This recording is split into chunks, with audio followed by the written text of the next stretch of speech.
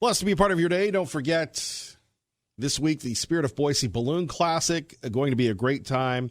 Thanks to our friends at Cap-Ed Credit Union. Go to Ann Morrison Park. Enjoy the balloons. Of course, Friday's the big night glow. We hope to see you there. And again, brought to you by our friends at Cap-Ed Credit Union. Our phone number's here, 580-5436, 580-KIDO. As always, we're doing our very best to promote life, to promote liberty, to promote, families here on the Kevin Miller Program. Joining us now to discuss, Dr. Matthew Bunson of the National Catholic Register. Dr. Bunson, good morning. Good morning. Good to be with you. So let's talk a little bit about, the future of Roe v. Wade, the future of Planned Parenthood here on KIDO Talk Radio. Well, what we've seen just in the last few weeks is the fact that Planned Parenthood has chosen to walk away. Now, that's an important phrase. They have chosen to walk away rather than forced out receiving Title X funds. Now, that's, as we know, a government program that assists with family planning and other health care concerns, especially for the poor. It means that they're actually giving up $60 million in federal funding, and they're doing it for one basic reason, that they consider it impossible to surrender any notion of giving up abortion. And they have made abortion the center of their business model, and this is funds that they're willing to walk away from. How significant is it? It's notable because it tells us a couple of things about Planned Parenthood. As I was saying, they certainly have enshrined abortion as the heart of what they want to do. Now, for those who think $60 million is a lot of money in federal funding, it certainly is.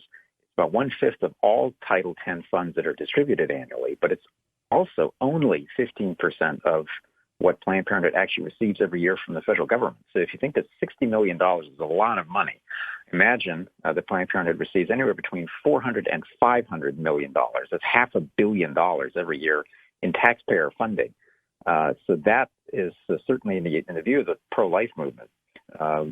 Removing that $60 million is a start, but it is still only a tiny portion of what Planned Parenthood actually receives every year. So what does that mean for the long term? What does it mean to the future of funding for Planned Parenthood?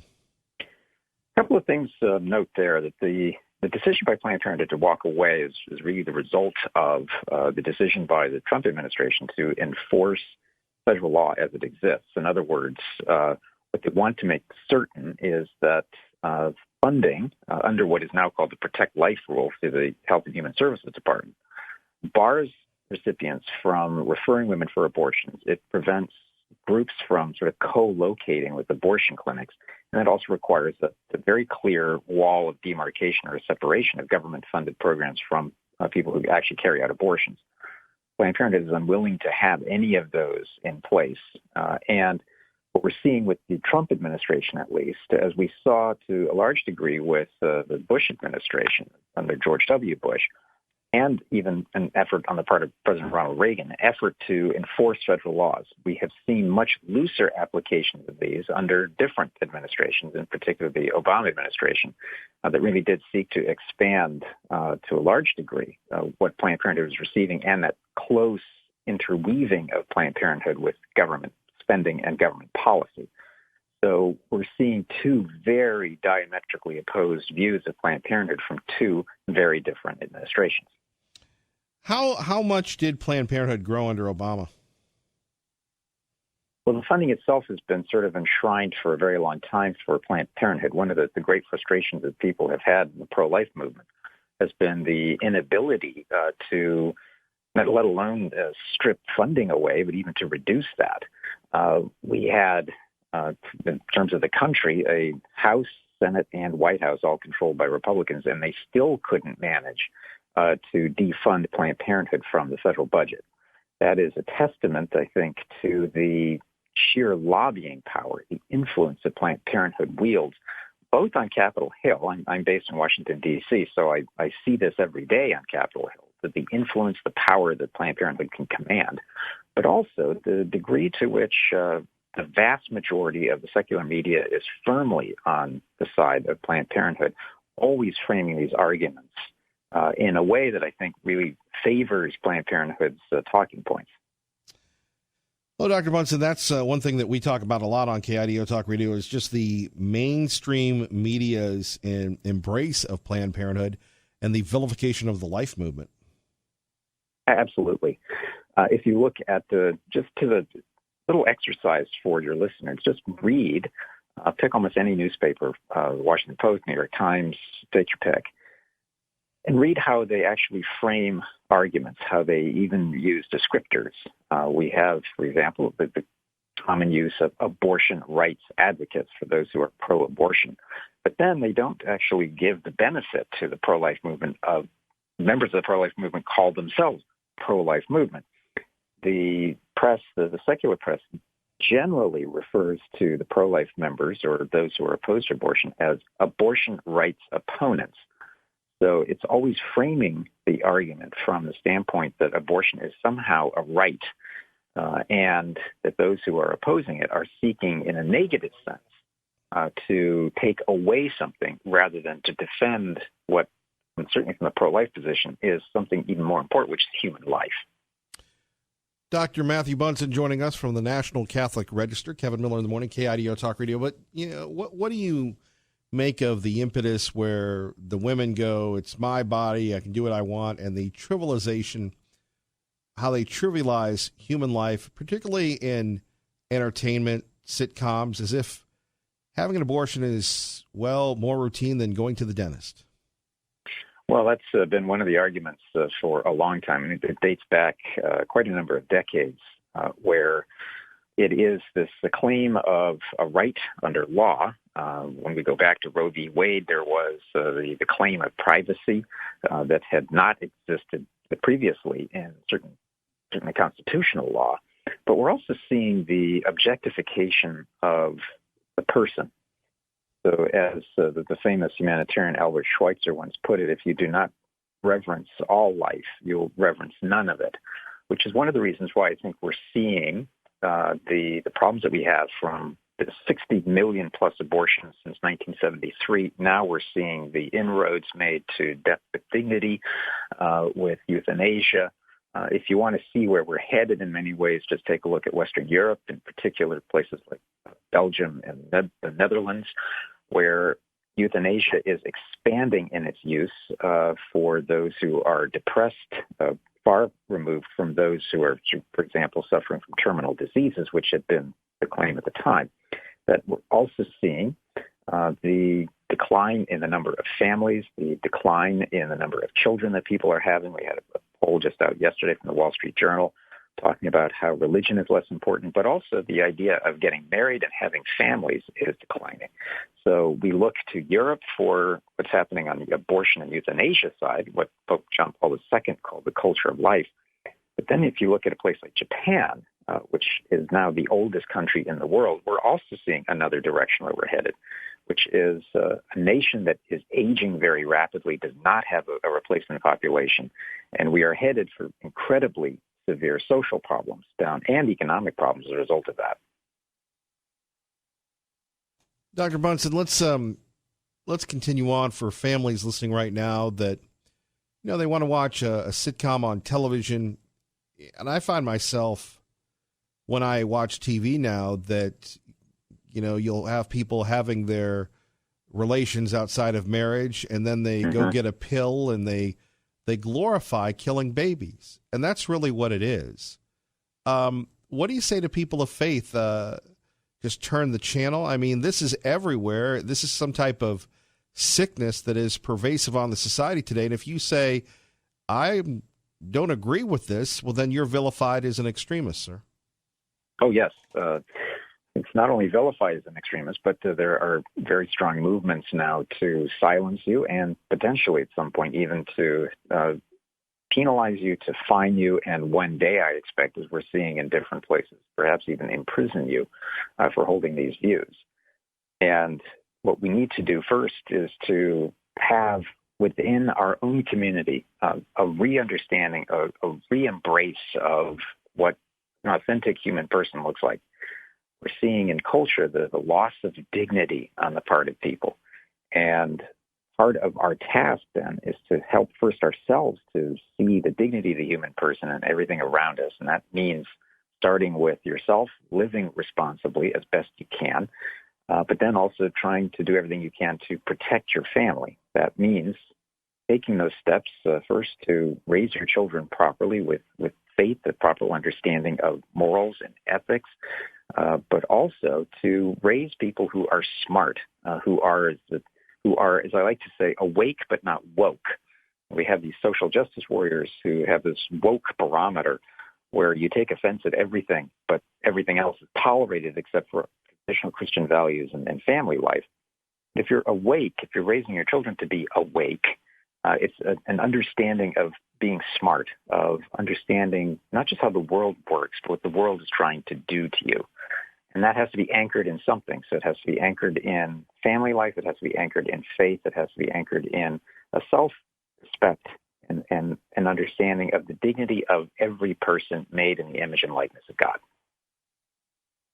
And finally, Dr. Bunson, when we take a look at the future of abortion in this country, you have the radicals, you have the Planned Parenthood people, you have others saying that there's going to be a cabal to overthrow Roe v. Wade. Yet then we have Squishy Kavanaugh and probably Squishy Roberts. This goes to the Supreme Court. What is the harm of letting states decide? We seem to let states decide if they can smoke pot. Why can't states decide whether or not they want to kill babies? That's going to be one of the major questions that we'll be looking at in the next couple of years. So there are several cases that are sort of trickling their way up to the Supreme Court. That's going to be up for the Supreme Court to decide. We'll have to see about the health of Justice Ginsburg. We'll see what the next election brings. But this whole episode regarding Title X, regarding the recent firing of Leana Wen, the president of Planned Parenthood, why? Because she really was not all in on the idea that abortion for Planned Parenthood is everything, that it has to be purely seen as a political advocacy group. But then we also see these recent bills on the state level. You were just asking about that. In places like New York, a bill that was proposed in Virginia that would allow abortion on demand, essentially abortion up to and arguably even immediately after birth. These are things that the average American, as poll after poll indicates, are very opposed to it by vast majorities. We're talking about 70, 80% of Americans are opposed to this type of a policy. So the abortion movement itself is doing itself no good in radicalizing even further what all of us have been aware of for decades and decades, that it is not good for the country. It is a disaster for us morally, but also socially. And more people are waking up to that. And that's what I mean by being awake rather than being woke. And if people want more information, Dr. Bunson, on the National Catholic Register, how can they get a hold of it? Yeah, there are two places you can go. I'd encourage everyone to go to EWTNnews.com. You can also go to ncregister.com for the National Catholic Register. You can also find us at the CatholicNewsAgency.com. Dr. Bunson, we'll have you back. Thank you for your time and your work. Very good to be with you. God bless. God bless. Kevin Miller, KIDO Talk Radio. Blessed to be with you. Kevin Miller in the morning, KIDO Talk Radio. Phone numbers 580-5436. 580-KIDO. So if you have a gun, leave it outside the church. That's the message from leaders at the Church of Jesus Christ of Latter-day Saints. Already frowned upon by saying previously it's inappropriate to have one on the grounds. The Mormon Church has taken extra steps of banning all lethal weapons. Quote, churches are dedicated for the worship of God, and as havens from those cares and havens from the cares and concerns of the world, so the new policy enacted this week, which leaves room for current law enforcement officers. A fatal shooting Sunday during services at an LDS church in Nevada last year claimed the life of one man and injured the victim's brother, which leads us to the question at 580-5436. 580-KIDO, do you feel there's a need to have a gun in your particular house of worship?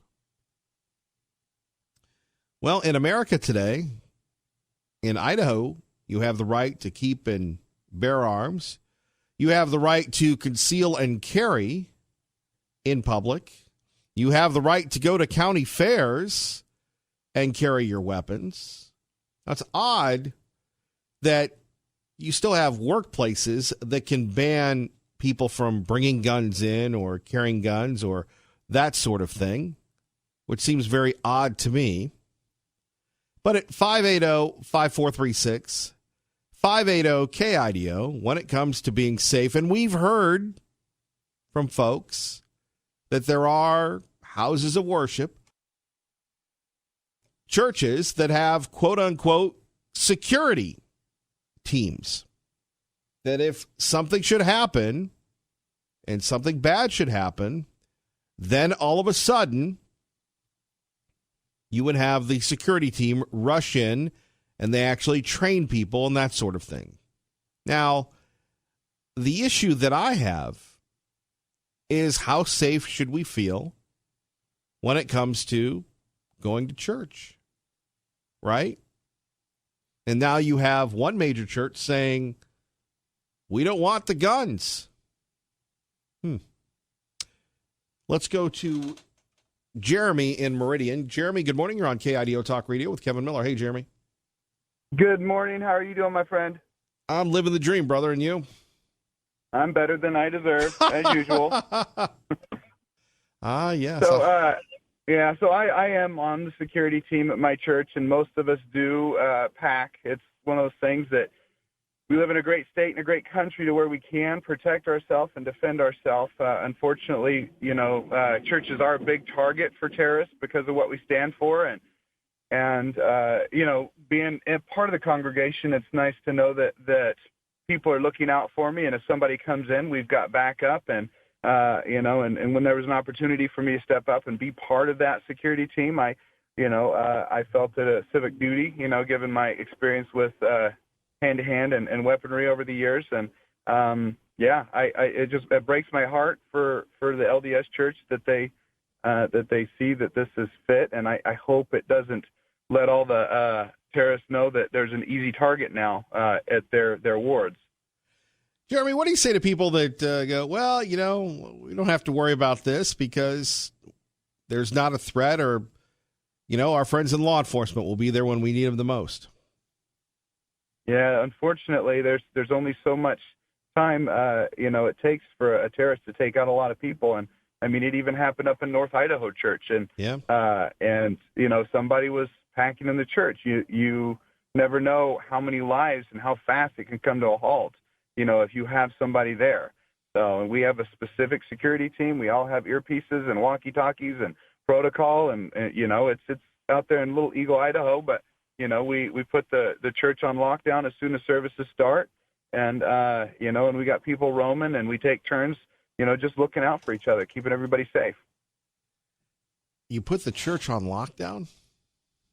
Yeah. So we have somebody, greeters out there, that as soon as services start, about 10 minutes after, there's somebody that lets people in individually, because we got Sunday school and parents away from their kids, and there's different entrances into the building, so we don't want, a perpetrator or a terrorist coming in and having access to our kids when they're away from us and we're in the sanctuary. So people, so we know our kids are safe while we're in there, worshiping. Jeremy, final question here. What would you say to people that, wonder whether or not they should carry their weapons to church? I say it's there's a reason it's a right, and we should have it. The thing is bad guys know that if good guys don't have guns, the bad guys are going to get them, and they're going to have a little bit less resistance and more freedom to have their way. So we need to have more good guys than bad guys.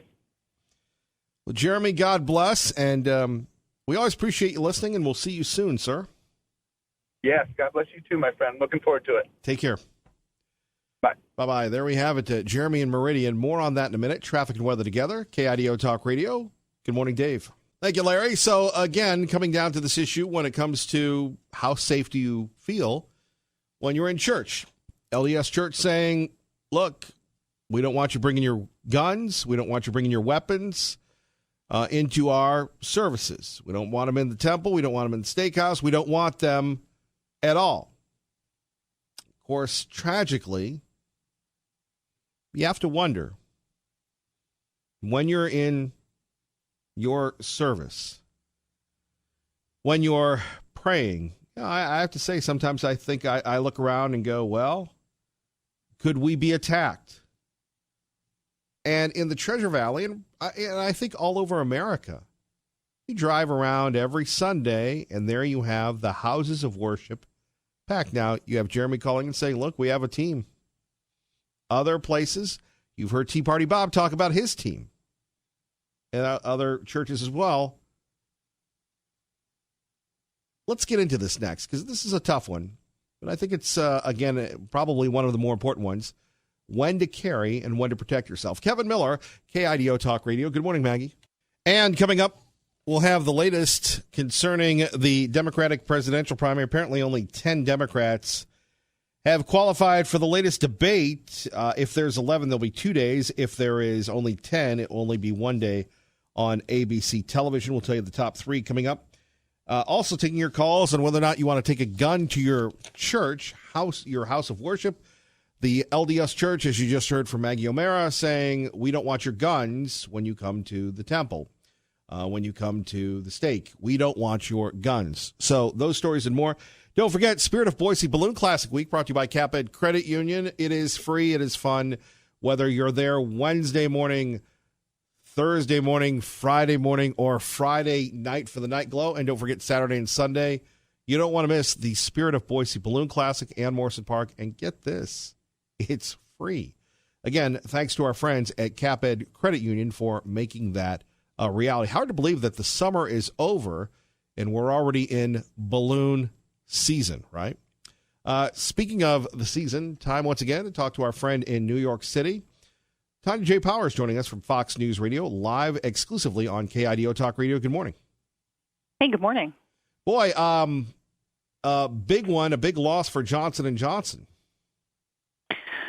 Yeah, it could have been a lot worse. $572 million is what the lawsuit judgment was about that the Oklahoma judge has ordered.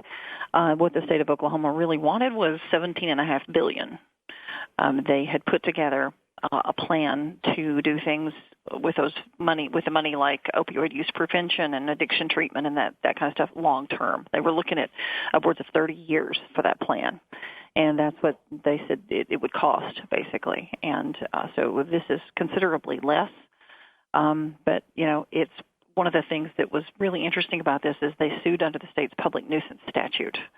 And the lawsuit, the trial actually started back in May. So this went on pretty much all the summer.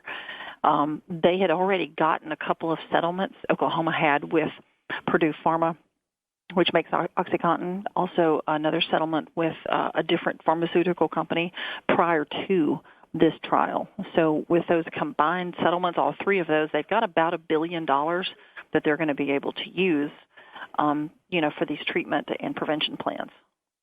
Big difference, though, between 500 and some million and 17 billion. Yeah, it sounds like a lot of money until you put it up next to $17 billion, and you're going, oh, okay.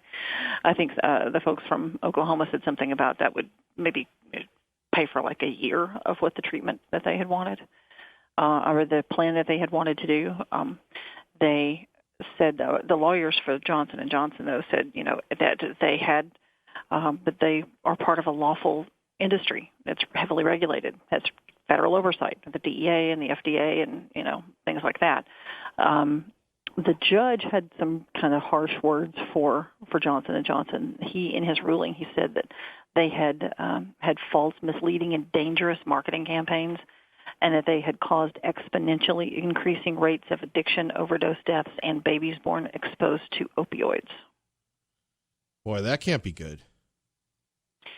No, when you look at the numbers that are given by the CDC, everybody kind of knows peripherally that, this is a crisis. We hear about the opioid crisis a lot. Let me break that down into a number for you that might be easier to get your head around. According to the CDC, opioids have killed more than 400,000 people across the country since 2000. And really, what can be done about it? You have people with their educational programs and such, but This seems like a problem that won't stop.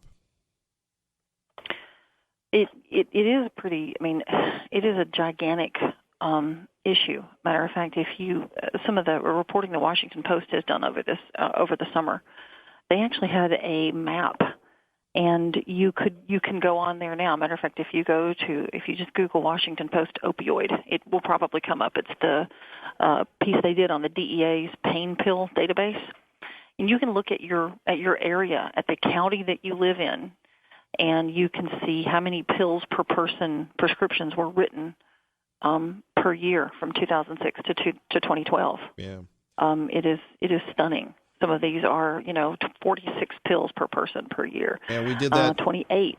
Right, we did that in Idaho. Pardon the interruption, and there are actually more prescriptions than people in the state. Yeah, exactly. I mean, it's really stunning when you start looking at how many people and how many prescriptions are written for these things. The next big thing to keep an eye on is a lawsuit in Ohio. That one's going to come up in October. It's the first federal trial, and this is where they've lumped together about 1,500 lawsuits that are consolidated and will go before that federal judge then. So that's another big one to watch. I thought there's a class action lawsuit as well, where all the states are I'm sure there's probably that coming up. I mean, you've got 48 states and 2,000 local governments have sued companies in the drug industry. This is an ongoing thing. This is the one we hear a lot about. The one from yesterday made a lot of headlines, because it was pretty big. But I mean, Johnson & Johnson has, according to what the judge, had said, and also, what the state had argued, they are, it's not just that they had,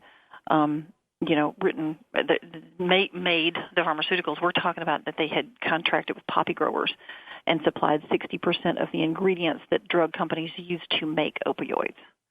One of its subsidiaries made its own opioids and a fentanyl patch. I mean, there's a lot of stuff going on. This is not just they sold these pills. It's the fact that they had a stake in making them and selling the ingredients to other companies. Well, you do have to wonder whether or not, maybe it's too early, maybe you covered it and I was off in Netherlands, whether they'll appeal this decision. Oh, yeah, they will. They've already said that they're going to appeal this to the Oklahoma Supreme Court.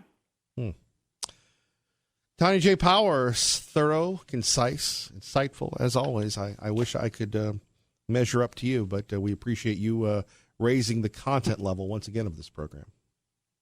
Anytime. Thanks for having me on. Thank you. Tanya J. Powers joining us.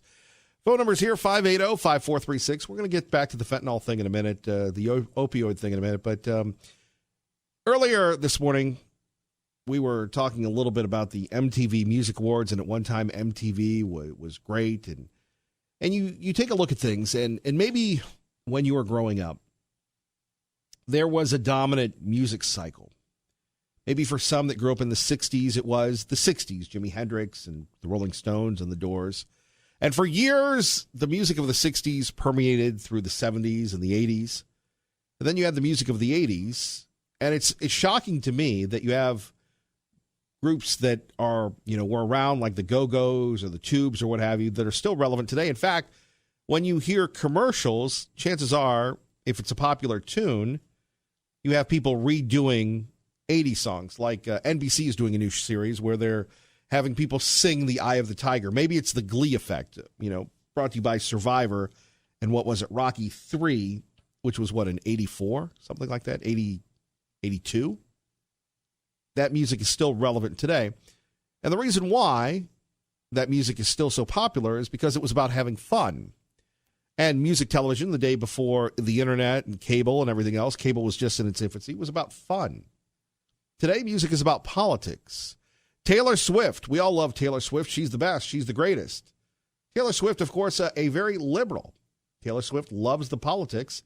So last night she wins an award, and instead of sticking to the script, which I've often wondered why these people don't just stick to the script and go, "Hi, thank you very much. It means so much to me that you bought my music. Ha, ha, ha. I'm going to take my money to the bank," and continue to be a disingenuous, non-connected music person. No, Taylor Swift decides to take a shot at people, particularly the White House. Let's take a listen. I want to thank everyone who signed that petition because because it now has 500,000 signatures,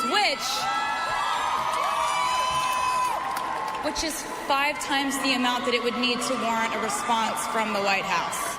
There you have it. So she was having a petition concerning LGBTQ rights, and apparently the video featured several celebrities like Ellen DeGeneres and wanted people to sign the support of the Equality Act and called for the president to respond, as you just heard there. Now, the president is not a social conservative. He's not someone that jumps into the fray. In fact, he believes everybody should run wild and free. However, when you're taking a look at the rights and everything else, and in Idaho we have the big debate over adding the words or the words being added or whatever you want to say, where do you draw the line? We've had many allegations against the integrity of this great state, against the foundation of this great state, when they're saying, well, Idaho is bad, Idaho is racist, Idaho is anti-LGBTQ TYXUV. Now we had, 20, 30, 50, 100,000 people attend the Boise Pride thing? That doesn't sound like intolerance. You have Channel 7 in one of their videos. They have the picture of the Boise Pride flag with the city of Boise, that it's not Pride Week, it's Pride Month for the city of Boise. Albeit, in my own personal opinion, I find it odd that the city of Boise can give a month to the rainbow flag, but maybe a day or two to the American flag. Maybe if you want to have equal rights, how about the American flag is up for the month of July to celebrate the country that has given us so much freedom that we can criticize it, in my opinion, ignorantly sometimes by people like Ms. Swift. Of course, she's entitled to exercise her First Amendment rights. We don't have to agree with them, but it's shocking when people talk about America being anti-LGBTQ, and yet I can point out to Wells Fargo, Albertsons, major corporations that sponsor the Pride, that love the Pride. Now, I don't know how those organizations feel about a family-friendly program like the Kevin Miller Show, but I can tell you at 580-5436, 580-KIDO, that when it comes to tolerance and acceptance, if Idaho's so bad, why is everybody moving here? So, we talk about the Equality Act. Sometimes you don't need legislation. It's common sense. And on the other hand, does one person's equality stifle some person's religion? I was listening to Lars Larson last night, and he was discussing this with, I think it was a print shop. He was talking to a lawyer who was representing a print shop, and you had some people come in, and he said, look, I'm really not going to print your printing thing. I don't have an issue with you. I think you're a nice person. Here's Billy down the road. He'll print your stuff. I don't agree with your agenda, right? Well, instead of going to the print shop down the road, what did they do? They sued. Put this guy in court for 7 years. Now, here's a point of argument, and maybe because I've just come off a few days away of the morning drive hours, I'm getting a little bit more insightful here. Don't worry, we'll go back to the usual I'll take a number 5 in a minute show. But let's say you're at a print shop and the neo-Nazis come in.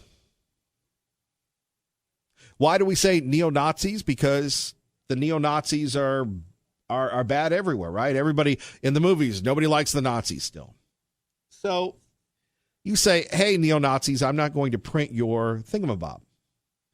Well, you would be hailed as a hero because you don't agree with what they stand for. Do you have that same ability, that same right to do so here in Idaho? To do so in the country? I think that's the conversation I'd like to get into next. 580-5436, 580-KIDO. You're listening to Kevin Miller, KIDO Talk Radio.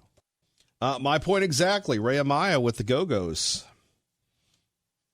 Kevin Miller in the morning, KIDO Talk Radio. Let's check in with our great friend, Ronnie G. Ron Grant joining us, getting ready for the big Saturday show, 2 to 3. Good morning, Ron. Good morning, guys. How are we doing today? Well, we've certainly missed you, and the markets probably haven't missed you. A lot of volatility going on, so when we're taking a look at now more than ever, keeping our money safe, how do we do it? Well, we do it by great insurance products where we get to participate in the upside of the market, but never the downside of the market. Back in 08 and 09 when the market tanked almost 50%, my clients and I, we got a zero. And a zero is always better than a loss. And that's the nice thing about it. It lets you sleep at night and getting what we call pillow money.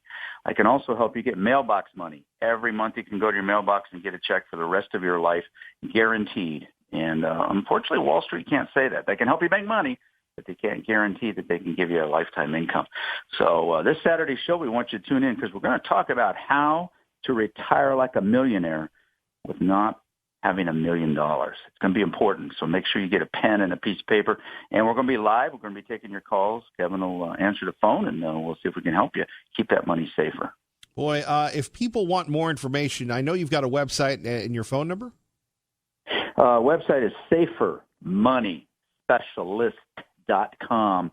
And there's some good third-party educational information on there that you can check out. And you can always call me, 208-660-1372. Ron, I was at the Oregon coast last week. I was working out with an 84-year-old man who was in great shape. And he couldn't even work out because he was watching what was happening on TV. He was like glued to the markets. Very, very concerned. Well, it's a volatile time right now. And, my thing is why lose it in the first place? Why have to make it back up, And that's the stuff that we do for our clients. That's what I do for my money. I sleep at night. I don't worry about this up and down stuff because I'm in safe insurance-backed products. So I understand his situation. And, if you're over 50, please stop chasing returns and worry about getting that guaranteed lifetime income. Ron Grant, one more time, your website and phone number, please, sir. Website is safermoneyspecialist.com, and phone number is 208-660-1372. Thank you, Ron. See you Saturday, 2 to 3. Take care. All right, Ron Grant joining us. He's fired up. Traffic and weather together. Kevin Miller in the morning. Let's get you to work safely and on time. Good morning, Dave. And back to the phones. Let's go to Holly in Caldwell. Thank you for your patience. Good morning, Holly. Good morning, Kevin. Every time I hear about anybody promoting rights for groups, it makes me a little irritated because everyone's rights in the United States are protected by the Bill of Rights and the Constitution. And I just want to remind people that when we start promoting special rights for any type of group, that undermines the rights of individuals. If we want to uphold the Republic and keep our nation strong, we have to bring back some honor and integrity in our courts. We have so much corruption in the courts, and we have to quit promoting group rights and voting for things, even like Medicaid expansion and different things for special rights, because those are the types of things that will undermine our Constitution and our Republic. I would say, what do you make of, just on that further point where you have Taylor Swift and others going, well, we need this, we need that. If we keep carving things up, we're not going to have any rights, really. I think, unfortunately, that may be the overall agenda. I think that we need every individual to become informed of what their rights are, to read the Bill of Rights and the Constitution. We need to get rid of social studies and bring back civics into our education system. And we just have to wake up. We have to wake up when we go to the ballot box. We need to not have a convention of states and change some words on a piece of paper for a document that they are not following anyway. We know that by the Constitution that the state legislatures have the right to limit the federal government.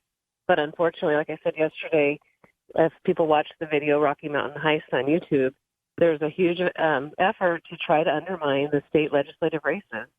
And that's exactly how the Democrats took over Colorado, and they're going to be trying that in every other red state there is. Now, let me hit you with this, though. How can you do that in Idaho? Because you have such an uber super majority, and you have a lot of Republicans that could be conceived as Democrats in other places.